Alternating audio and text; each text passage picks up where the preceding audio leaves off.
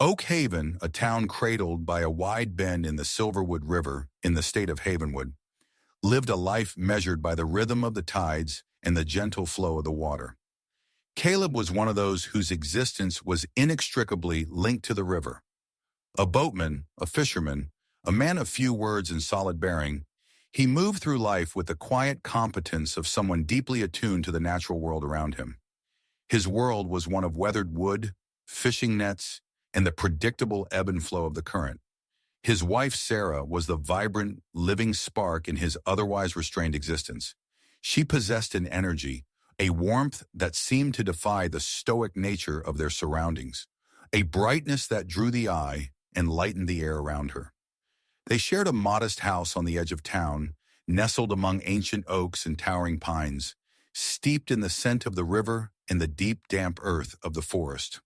The summer of 2018 settled over Oak Haven, bringing with it a relentless heat and a dry, almost brittle air. The river level dropped, exposing muddy banks, and the forest floor became a carpet of rustling leaves and snapping twigs. It was against this backdrop of still, heavy heat that the quiet routine of Caleb's life shattered. One morning, he reported that Sarah had gone for a walk in the woods along an old logging trail, a path frequently used by locals for recreation, and had not come back. He described her departure as casual, an ordinary start to an ordinary day. As the hours stretched into afternoon and then evening without her return, Caleb's initial calm gave way to a visible, if contained, anxiety. He walked to the houses of their nearest neighbors, his face etched with concern, asking if anyone had seen her, if she had mentioned going somewhere else. When darkness fell and she was still missing, he made the call to Sheriff Miller. The news of Sarah's disappearance rippled quickly through the small community, immediately mobilizing the town's resources. Sheriff Miller, a man whose years in law enforcement had given him a practiced, methodical approach, took charge of the situation with sober seriousness. The initial response was swift and hopeful. A search party was assembled, comprising local deputies, townspeople, and other fishermen who knew the terrain. They fanned out into the woods, a place that, despite its familiarity, could easily disorient the unwary with its dense undergrowth and labyrinthine network of unofficial paths branching off the main logging trail. Teams called out Sarah's name, their voices echoing strangely through the silent trees. The heat was oppressive, and the dry forest floor made tracking difficult, but they pressed on, driven by the urgency of the situation. Early in the search, some of Sarah's footprints were indeed found near the logging trail, clear impressions in a patch of softer earth. Hope surged briefly. They followed the tracks, which seemed to lead deeper into the woods, but then, abruptly, they simply vanished. The searchers meticulously scoured the area, searching for any sign of where she might have gone, but found nothing. It was as if she had stepped off the earth itself, leaving behind only the faint, frustrating memory of her passing. Despite the setback, the search continued with unwavering determination. Volunteers arrived from neighboring towns, expanding the search area. Days bled into weeks. The initial flurry of activity settled into a grim, relentless routine of grid searches and systematic sweeps.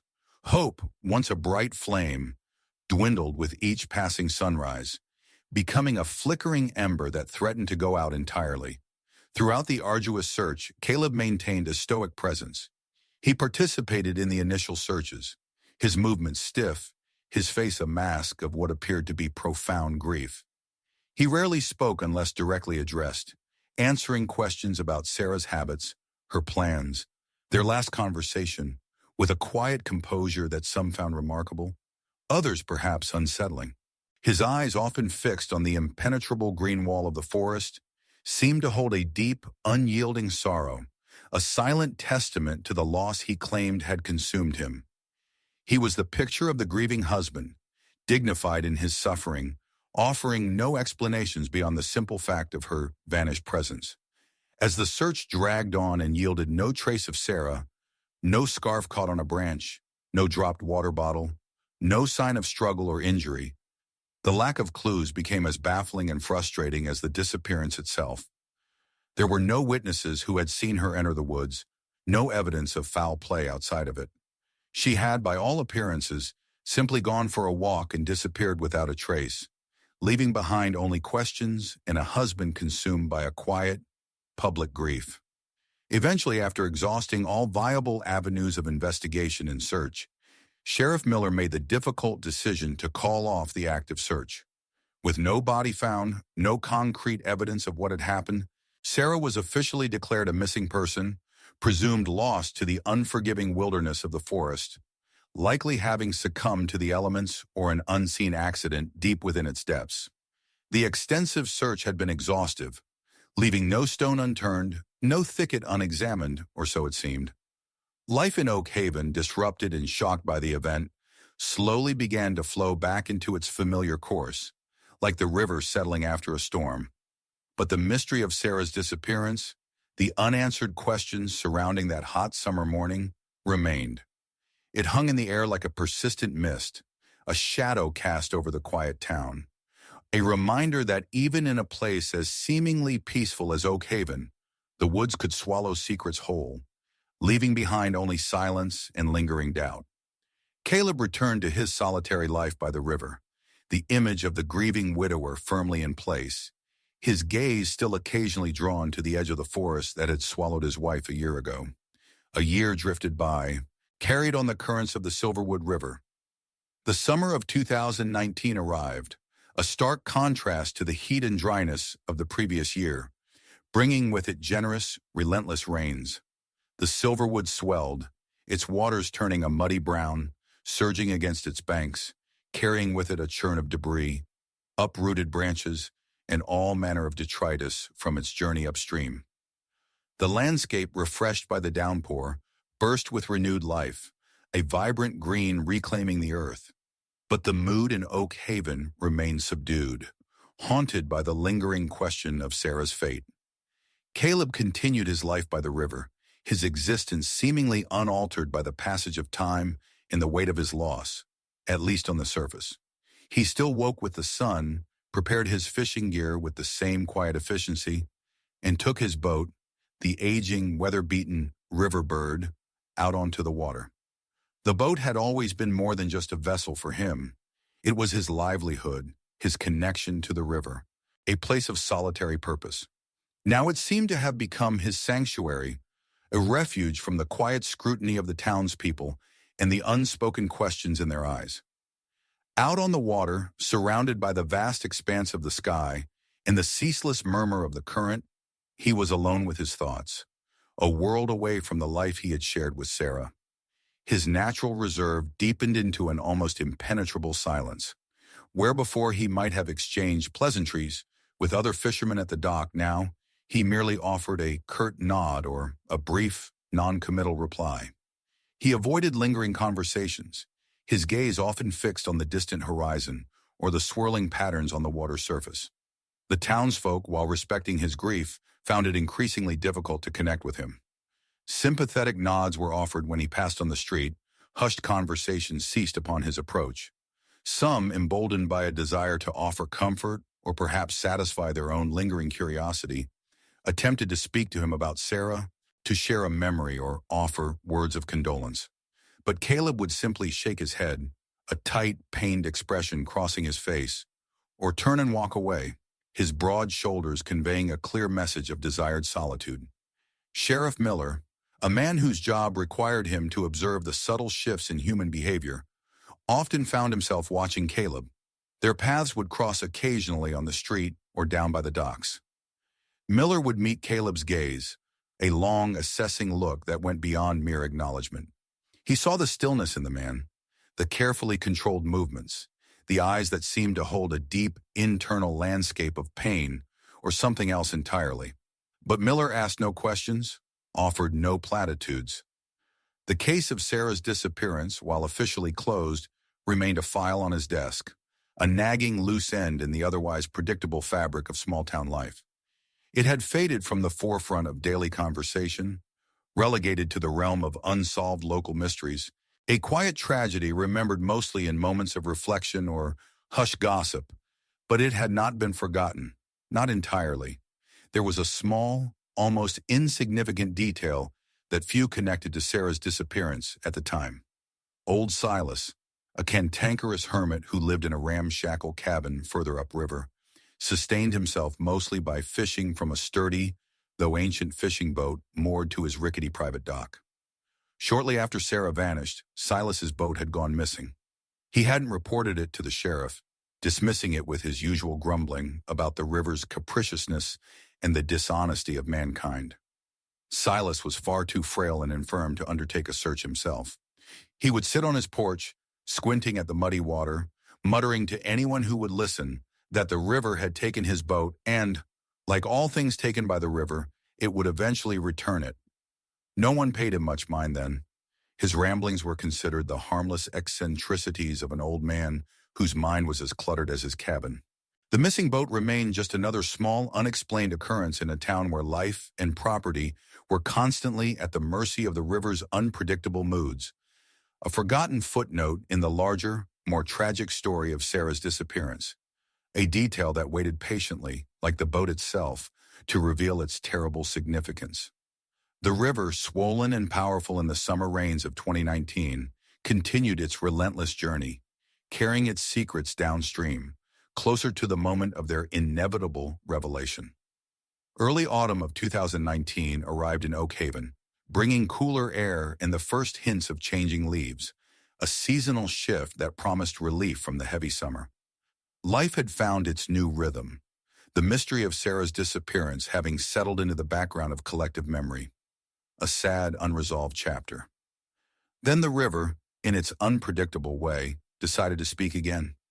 A 12-year-old boy, whose name was Jimmy, was spending a languid Saturday exploring the riverbanks several miles downstream from Oak Haven. It was a favorite spot for skipping stones and watching the water flow by, a place far enough from town to feel like an adventure. He spotted the boat from a distance, lodged against a newly formed sandbar, partially obscured by tangled bushes. It was an old fishing boat, undeniably decrepit, its wooden hull scarred and paint peeling, looking as though it had been adrift for a long time. Curiosity, that potent driver of young minds, pulled him closer. As he approached, he saw something lying within the boat. A large, irregular shape, mostly concealed beneath a section of dark, heavy tarp or canvas. It seemed out of place, a peculiar bundle in an abandoned vessel. Hesitantly, but compelled by an irresistible urge to know what lay beneath, the boy reached out and carefully lifted a corner of the covering. What he saw underneath was not what he expected, not lost fishing gear or river debris. It was something far more disturbing, something that stole the breath from his lungs and sent a scream tearing from his throat, a sound that pierced the quiet afternoon air. His terrified shouts eventually reached the ears of people further down the bank, who quickly arrived at the scene and, seeing the contents of the boat, immediately contacted the authorities. The arrival of the police shattered the tranquility of the riverbank. Uniformed officers quickly secured the area, their faces grim as they surveyed the scene. The sight in the boat was indeed horrific, a stark contrast to the peaceful setting. Sheriff Miller received the call at his office in Oak Haven. The description of the boat, the location, and the discovery of a body, perhaps two, sent a jolt of cold dread through him. Something about it felt connected, a dark thread pulling at the loose ends of the past year's unanswered questions. When Sheriff Miller arrived at the scene, his initial dread solidified into a chilling certainty. Lying in the bottom of the old fishing boat were indeed two bodies, clearly those of an adult male and an adult female. They were in an advanced state of decomposition, having been exposed to the elements and the river's environment for a considerable time. Despite the condition of the remains, preliminary identification was possible based on clothing remnants and physical characteristics. The female was soon identified as Sarah. The male was David, a traveling salesman from another state who had periodically visited Oak Haven for business in the year or two prior to Sarah's disappearance. David, too, had been reported missing around the same time, though his case had not garnered the same level of local attention as Sarah's. The bodies were wrapped in a thick, coarse fabric, which upon closer inspection resembled the heavy upholstery material often used for furniture or protective coverings. The boat itself was a puzzle initially. It was old, clearly a fishing vessel, but unfamiliar to the local fishermen. However, one of the deputies, a lifelong resident of Oak Haven, recognized it. It belonged to old Silas, the recluse who lived upriver, the same boat that had been reported missing from his dock around the time Sarah vanished. Silas's earlier dismissed pronouncements about the river taking his boat suddenly took on a chillingly prophetic quality. Investigators carefully examined the interior of the boat before the bodies were moved. They noted that the bottom of the boat contained not just river sediment, but also traces of a different type of soil. It was a dark, loamy earth mixed with pine needles and decaying leaves, distinctly different from the sandy soil of the riverbank where the boat had beached. This detail, seemingly small, would prove to be crucial. The river, the silent witness to so much of life and death in Oak Haven, had indeed returned old Silas's boat, but it had not returned it empty.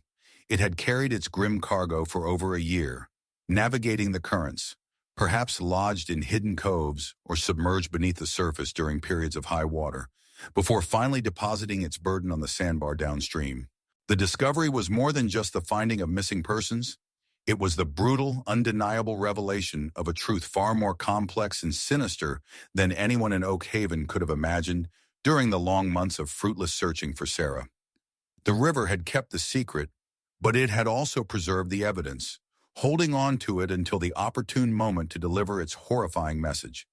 The quiet town was about to face the true, violent nature of the events of the previous summer, a truth that had been lurking just beneath the surface, waiting for the waters to recede and reveal it.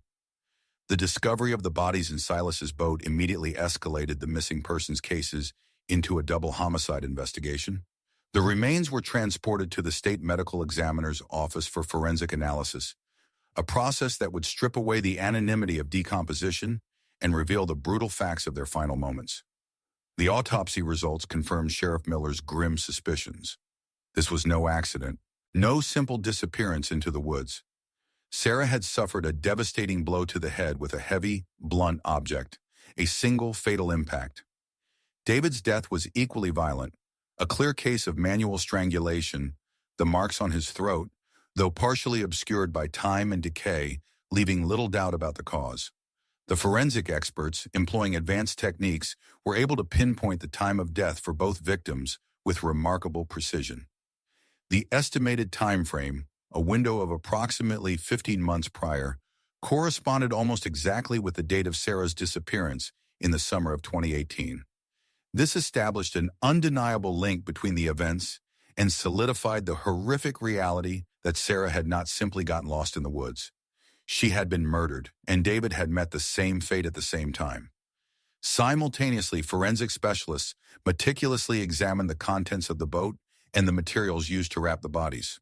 The soil found within the boat was of particular interest. Analysis revealed it was not the fine, sandy earth of the riverbank, but a richer, darker loam, heavy with clay, and mixed with decaying pine needles and leaves.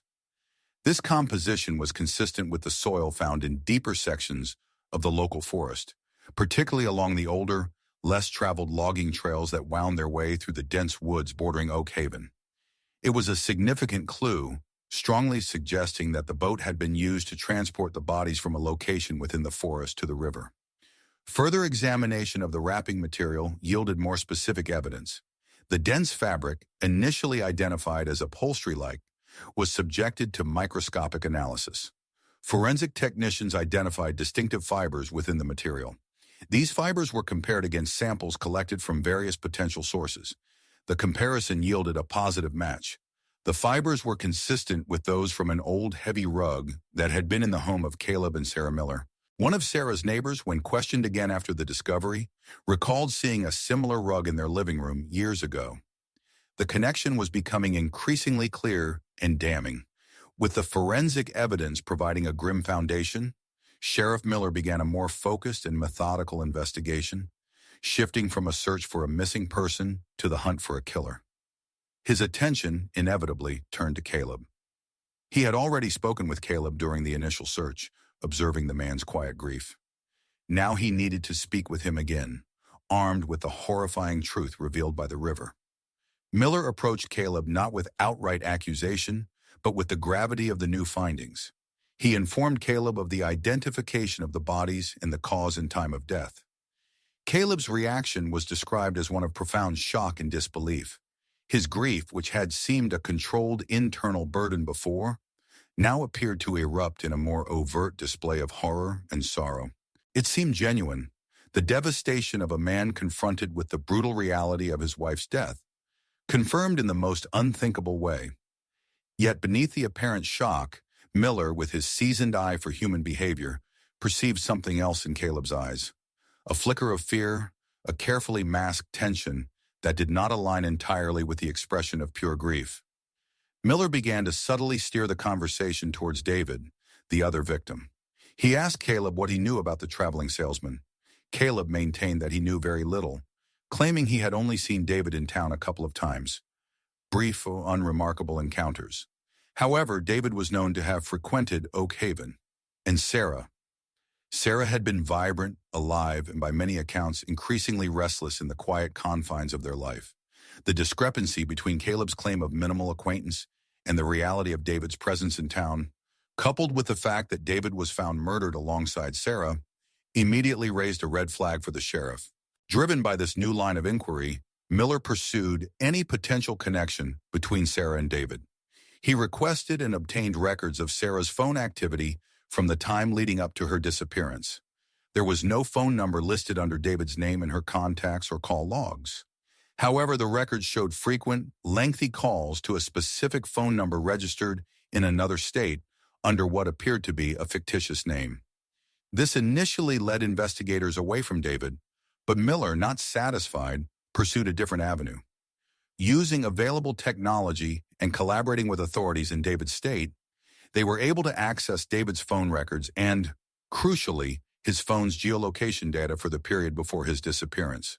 This data revealed that David's phone had been consistently located in or very near Oak Haven during the times Sarah had made those lengthy calls to the unidentified number. The conclusion was stark and undeniable. Sarah had been in frequent, clandestine communication with David. The last call from Sarah's phone to that number occurred on the morning of the very day she was reported missing, a final, damning piece of the unfolding puzzle. The picture of a secret relationship began to emerge, painting a motive that was as old and tragic as humanity itself. Betrayal. Piece by piece, Sheriff Miller continued to assemble the mosaic of the past, each detail adding depth and context to the grim scene discovered in the boat. He revisited conversations with townsfolk, listening with a new ear to casual remarks made in the aftermath of Sarah's disappearance. He spoke again with those who had interacted with Sarah in the weeks and months leading up to that fateful summer day. One woman, a friend who occasionally shared coffee with Sarah, recalled how remarkably happy and animated Sarah had seemed recently.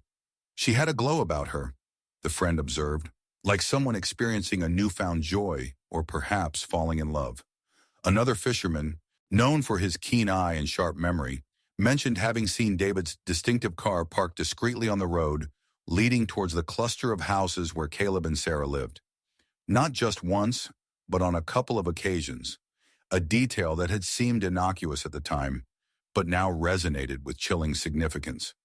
As the pieces fell into place, the secret calls, the clandestine visits, the sudden happiness, the motive of infidelity revealed by the presence of the lover's body alongside the wife's, Sheriff Miller began to construct a plausible narrative of what had transpired. He pictured a scenario of a long-simmering, secret affair. Sarah, perhaps feeling stifled by the quiet predictability of her life with Caleb, had found excitement and passion in David's attention, his worldliness offering a stark contrast to the rooted stillness of Oak Haven. David, a man who traveled for a living, likely represented escape, a promise of a different future beyond the bend in the river. The affair had been ongoing for a considerable time, hidden beneath the surface of their lives, growing in intensity until it reached a breaking point. And then there was Caleb, slow to anger perhaps, and reserved in his emotions, but possessing a deep, unwavering attachment to his wife and his life. A man whose feelings, though not always outwardly expressed, ran deep. Miller imagined the moment of discovery. How did Caleb find out about the affair? Did he accidentally overhear a hushed phone call, catching snippets of endearment meant for another man? Did he stumble upon a hidden letter, a forgotten email, a text message on an unguarded phone?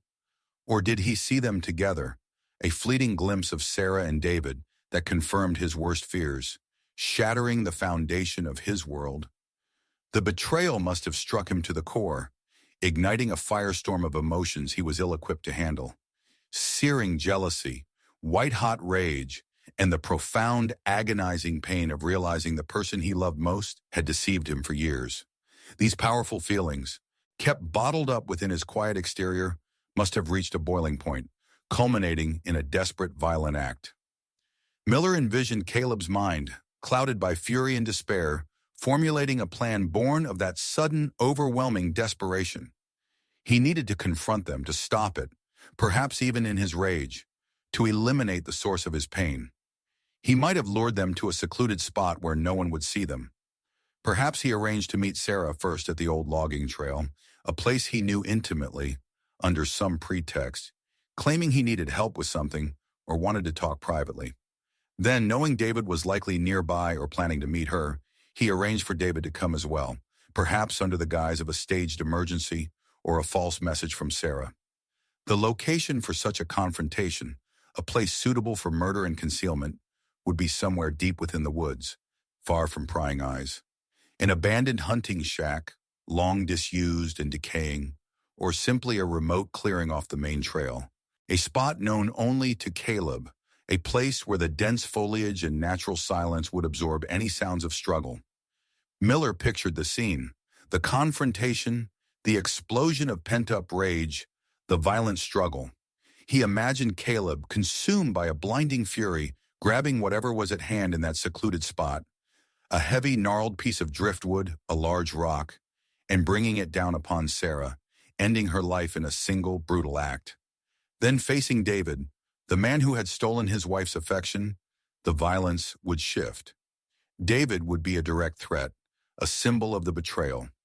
Strangled perhaps quickly and viciously by Caleb's own hands, powerful hands accustomed to hauling nets and wrestling with boats, or perhaps with a length of rope or cord kept in the shed or the old hunting shack. With the terrible deed done, Miller imagined Caleb's mind shifting from explosive rage to the cold, desperate logic of concealment. He would have returned home under the cover of darkness, the weight of his actions pressing down on him. He would have retrieved the old rug, the one later identified by its fibers. Then, likely using his own boat, the Riverbird, to navigate discreetly to a point near the murder site, accessible by the river, he would have transported the bodies. He would have wrapped them tightly in the rug, a final, macabre embrace. He would have carried them, heavy and lifeless, through the woods to the riverbank, to where old Silas kept his boat moored. Silas's boat was larger and sturdier than Caleb's own small skiff, big enough to carry two bodies without being easily swamped. He would have moved the bodies from his boat into Silas's, hoping that using someone else's vessel would further distance the crime from himself. Then pushing Silas's boat away from the bank, giving it a shove downstream, he would have entrusted his terrible secret to the river, praying it would carry the evidence far away, perhaps all the way to the vast indifferent ocean, where the bodies would never be found, never identified. After that, he would have quietly returned with his own boat, hidden it away, and then, with chilling composure, assumed the role he had rehearsed in his mind since that horrific moment in the woods. The devastated husband searching for his missing wife. His performance a final, desperate act of deception intended to bury the truth deeper than any grave. The mounting evidence, though primarily circumstantial, wove a compelling and damning web around Caleb Miller. Individually, the pieces might have been dismissed as coincidence or speculation, but taken together, they pointed with increasing certainty to a terrible truth. There was the distinct forest soil found with the bodies, linking their final location to the deep woods near Oak Haven, specifically the kind of terrain accessible from the old logging trails. There were the carpet fibers, a direct connection to Caleb's home, suggesting the bodies had been handled or transported using his property. The forensic estimation of the time of death aligned precisely with the day Sarah was reported missing, a date that now marked not a disappearance, but a violent end. The clear motive of betrayal, revealed by the presence of Sarah's lover alongside her, provided the emotional fuel for such a crime. And finally, there was the peculiar detail of old Silas's boat, disappearing from its mooring around the exact same time, only to reappear over a year later carrying its grisly cargo. The confluence of these facts created an undeniable picture. Sheriff Miller, with the full weight of this evidence, knew it was time to confront Caleb directly, not as a grieving husband, but as the primary suspect in a double homicide. He summoned Caleb to the sheriff's office, a small, unassuming building in the center of town. The atmosphere in the interrogation room was stark and quiet, a sharp contrast to the drama of the riverbank discovery. Miller sat across from Caleb, his expression serious but calm. He did not raise his voice, did not resort to aggressive tactics. Instead, he simply laid out the facts one by one, presenting the accumulated evidence in a quiet, deliberate manner. He spoke of the autopsy findings, the time of death, the analysis of the soil and the carpet fibers, the phone records revealing Sarah's secret communication with David, the reports of David's car seen near their home. He outlined the scenario that the evidence suggested, the hidden affair, the potential for discovery, the explosive rage, the calculated disposal of the bodies using Silas's boat. Caleb listened, his initial composure visibly crumbling with each piece of evidence presented. His face, which had for so long been a mask of sorrow, began to lose its color, turning ashen. His hands, resting on the table, trembled uncontrollably. He avoided looking directly at Miller, his gaze fixed downwards, seemingly mesmerized by the surface of the worn table, as if seeking some answer or escape within the wood grain. The silence in the room, heavy and oppressive, punctuated only by the ticking of a clock on the wall, stretched on after Miller finished speaking. Caleb sat motionless, his shoulders hunched, his chest rising and falling with ragged, labored breaths. The man who had maintained such a stoic front for over a year was visibly breaking under the weight of the revealed truth. The river, which he had intended to be his accomplice in concealing his crime, had ultimately betrayed him, bringing the evidence back, dragging him back to the shore of justice. The dam finally broke. His voice, when he began to speak, was barely a whisper, hoarse with emotion and the long-held secret. He spoke of the day he found out about Sarah and David, the moment his world shattered. He recounted how he lost control, the blinding rage that consumed him in the woods.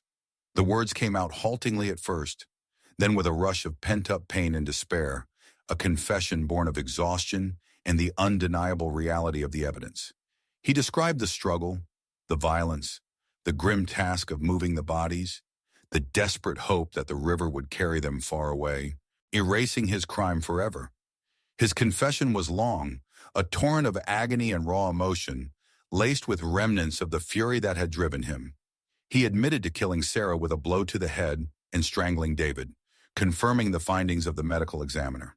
He described wrapping the bodies in the old rug and using Silas's boat, hoping its disappearance would be attributed to the river's unpredictable nature or theft. Anything but his calculated act. Upon completion of his confession, Caleb Miller was formally placed under arrest for the murders of Sarah Miller and David. The news of his arrest spread through Oak Haven like wildfire, shocking the community to its core. The quiet, reliable Caleb, the picture of the grieving widower, had been harboring a dark and violent secret. The man they had sympathized with for over a year was, in fact, a cold-blooded killer. Old Silas's boat, retrieved from the river and brought back to the town's small dock, stood as a silent, weathered monument to the truth that had been submerged for so long. It was a stark reminder of the terrible secret the Silverwood River had held for over a year before finally revealing it, delivering the killer and his victims back to the light, as if fulfilling an ancient, unwritten contract with justice, a contract that ensured that some secrets, no matter how deeply buried or how far downstream they were sent, would eventually be brought back to shore.